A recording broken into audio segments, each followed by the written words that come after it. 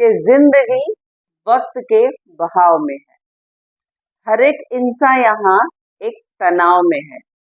हमने लगा दिया इल्जाम पानी पर, जबकि छेद तो अपनी नाव में है। हाय फ्रेंड्स, स्वागत है आप सभी का मेरे चैनल हिंदी पॉइंट में, जिसमें कि मेरा प्रयास रहता है हिंदी को बहुत ही आसान तरीके से आप तक पहुंचाने का। फ्रेंड्स, आज मैं लेकर के आई हूँ आपके लिए पृथ्वीराज रासो, जिसको कि लिखा है चंदबरदाई जी ने। पूरी जानकारी आपको दूंगी इसके बारे में। और फ्रेंड्स, ये जो मैं आपको साहित्य पढ़ा रही हूँ पूरा, ये साहित्य केवल और केवल मेरे चैनल पे मिलेगा आपको, जो कि मैं मुझ से बोल करके आपको एक एक चीज क्लियर करती हूँ।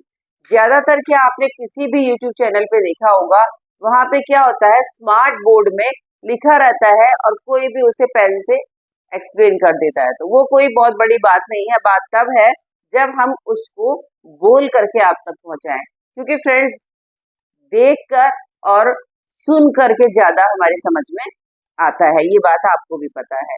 तो फ्रेंड्स, जो लोग चैनल पे नए हैं, चैनल को लाइक कर ले, सब्सक्राइब कर ले और बेल आइकन को जरूर प्रेस कर ले, जिससे आने वाले नोटिफिकेशन आप तक मिलते रहे।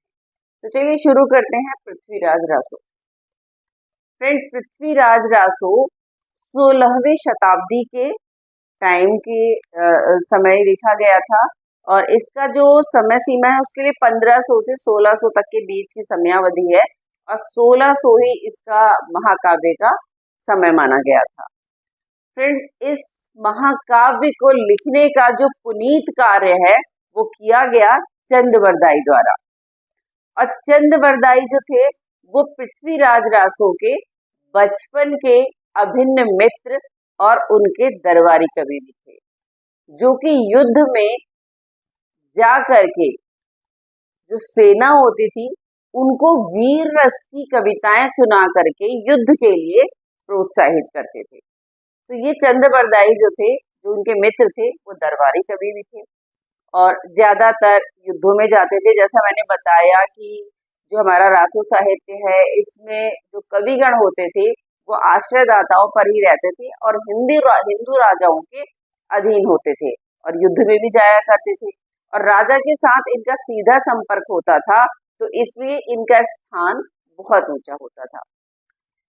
फ्रेंड्स, रामचंद्र शुक्ल ने हिंदी साहित्य के इतिहास में पहला कवि जो है वो सरहपा जी को माना था, जबकि चंदबरदाई द्वारा लिखित पृथ्वीराज रासो को भी पहला महाकाव्य माना गया।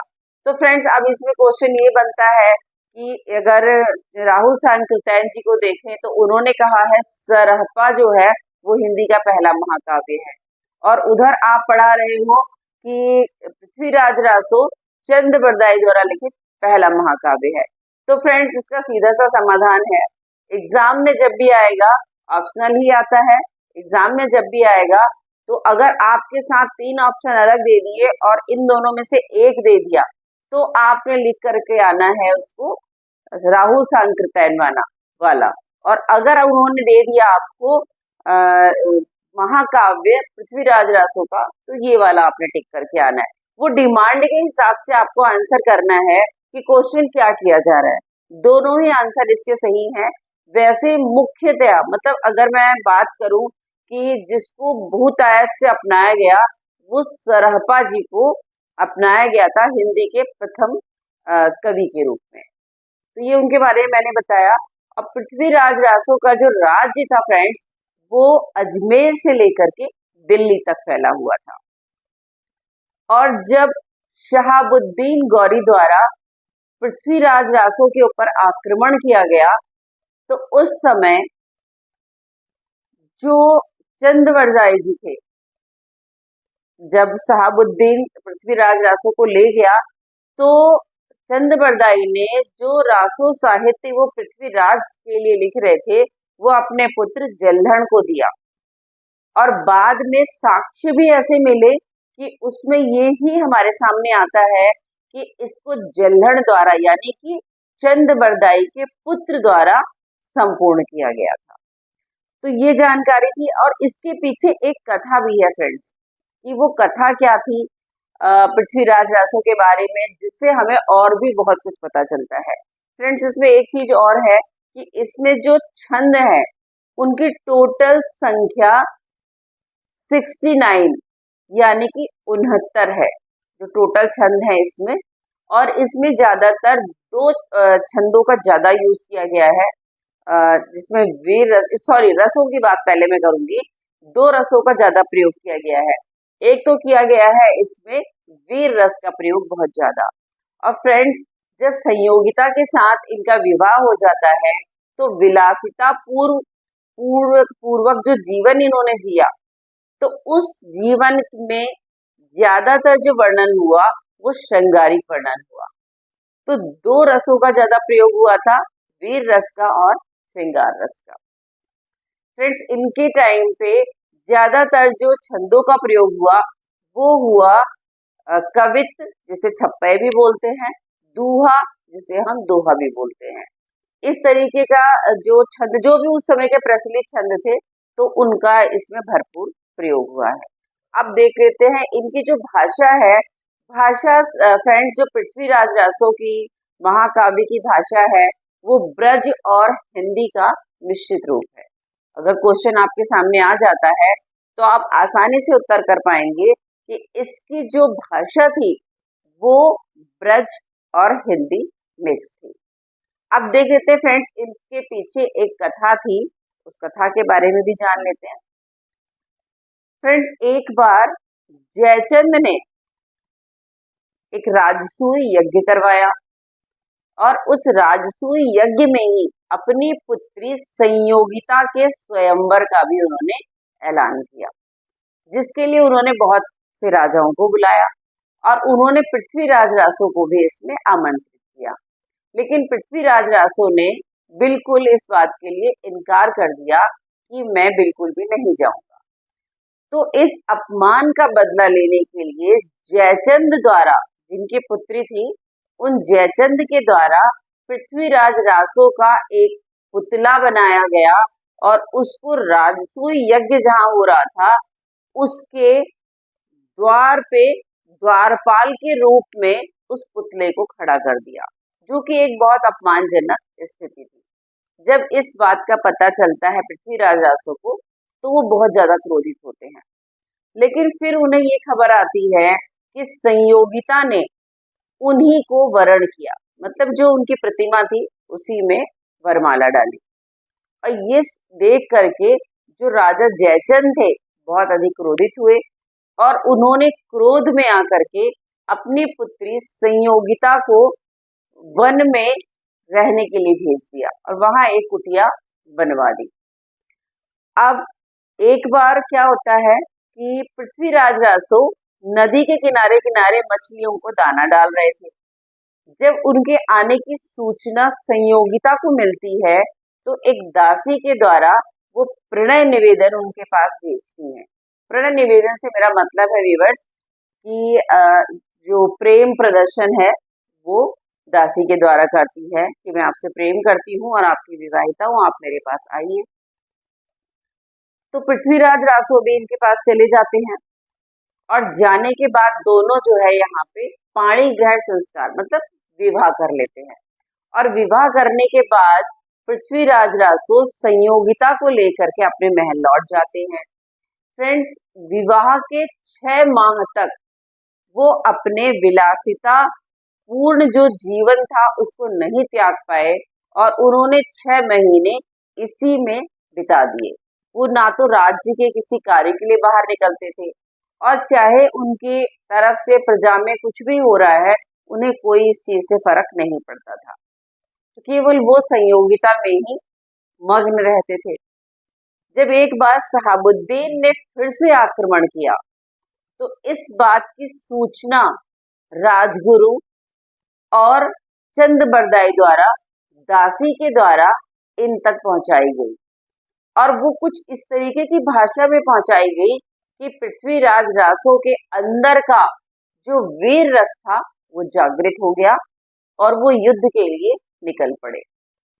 जब वो युद्ध के लिए निकले तो जो शहाबुद्दीन गौरी था उसने उन्हें बंदी बना लिया और बंदी बना करके वो गजनी ले गया। गजनी ले जाकर उसने पृथ्वीराज रासो की दोनों आंखें निकाल ली। जब दोनों आंखें निकाल ली तो उनके पीछे पीछे जो उनके बचपन के सखा और उनके राजकवि थे चंद बरदाई, वो भी उनके पीछे पीछे आए और वहां आकर के उन्होंने बड़ी चालाकी से जो शहाबुद्दीन था उससे एक बात को 3 बार बोलने के लिए कहा। और जब शहाबुद्दीन ने वही बात पहली बार बोली, जब दूसरी बार बोली और जब वो तीसरी बार सेम बात बोला तो पृथ्वीराज रासो, जिनका कहा जाता है निशाना बहुत अचूक था, उन्होंने शब्द भेदी बाण चला दिया और वो बाण सीधा जाकर के शहाबुद्दीन गौरी को लगा और वो मृत्यु को प्राप्त हो गया। उसके बाद फ्रेंड्स जो पृथ्वीराज रासो थे उनकी भी मृत्यु हो जाती है, वो भी वहां से बच के नहीं निकल पाते। तो इस तरीके से आपने देखा कि क्या कहानी थी पृथ्वीराज रासो के बारे में, और जो जानने वाली मेन बातें हैं वो एक बार फिर से हम लोग देख लेंगे कि ये 16वीं शताब्दी में लिखा गया, 15 से 16वीं शताब्दी के बीच का टाइम रखा गया है, लेकिन जो इनकी शताब्दी थी वो 16वीं शताब्दी थी और इनकी जो भाषा थी वो हिंदी और ब्रज भाषा थी। और फ्रेंड्स इनकी जो पृथ्वीराज रासो जो हमारा काव्य है महाकाव्य, वो इनके पुत्र चंद बरदाई के पुत्र जल्हन द्वारा पूरा किया गया। और इनकी जो प्राचीनतम प्रतिलिपि प्राप्त हुई है वो बीकानेर के एक संग्रहालय से प्राप्त हुई है, जो सबसे प्राचीन प्रति मिली है हमें पृथ्वीराज रासो के बारे में। तो ये आपने जाना।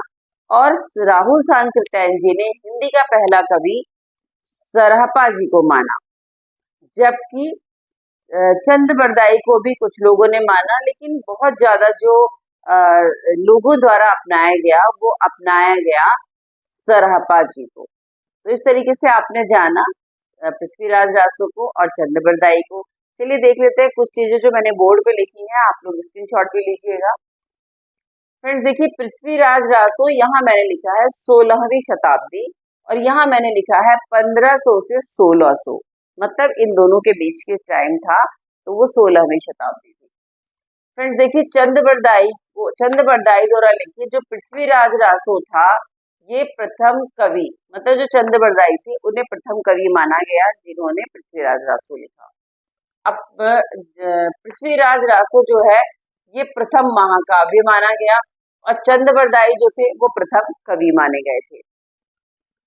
2 रसों की प्रधानता मैंने बताई थी, एक तो मैंने बताई थी वीर रस की प्रधानता जब वो युद्धों में जाते थे, और श्रृंगार रस की प्रधानता तब थी जब उनका विवाह संयोगिता से हो जाता है और वो विलासिता पूर्ण जीवन उसके साथ व्यतीत करते हैं और 6 मास उसी में बिता देते हैं।